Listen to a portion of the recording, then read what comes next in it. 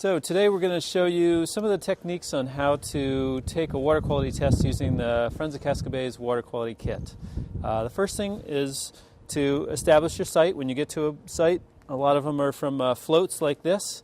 You're going to set a thermometer to equilibrate with the air, and when that's set, then you'll start recording your information on the data sheet, and then we'll start with the testing. All of the testing is done with our bucket and with our kit.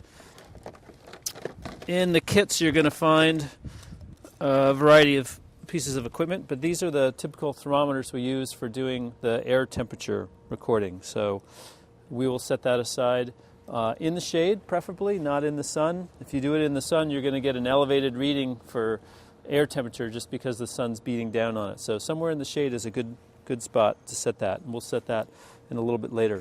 The next thing that we're going to do is we are going to start by filling out the data sheet, and on the sheet we have an area for your name and the site name, date, time, some of this ancillary information, the air temperature, which we'll get in a few minutes when the thermometer's done equilibrating with the air temperature, wind direction and wind speed.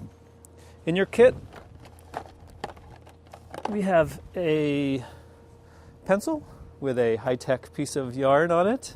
The idea is this is going to give you a sense of where the wind is coming from, which is what we want to record on the sheet. We want to record the direction the wind's coming from, not the direction the wind's going to. So typically you can put this up into the wind. Now today, in this particular location where we are, the wind tends to swirl around in a couple different places, but if we can get an idea of a steady wind direction, we can use that. For right now, looks like the wind is coming from this direction over here, and some of your kits have a compass inside, and you can use the compass to determine the wind direction. According to this, it's going to be from the northeast, and an important thing to remember is when you're recording the wind direction and wind speed, you want to note what it is right here at this particular site. Often you'll have a chance to look out beyond and notice that there's white caps and it's blowing pretty good out there.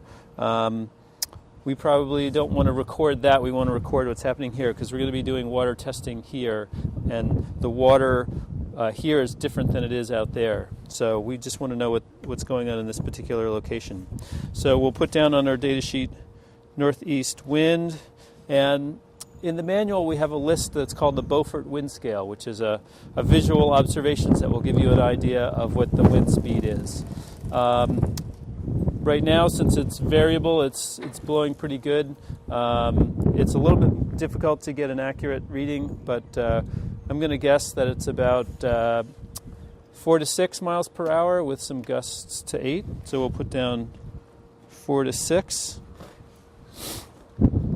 The next category is to check off weather conditions. We have different weather conditions on here. We have clear, drizzle, snow, downpour, overcast, partly cloudy, or foggy and hazy. Right now it's a clear day, so we'll check off clear.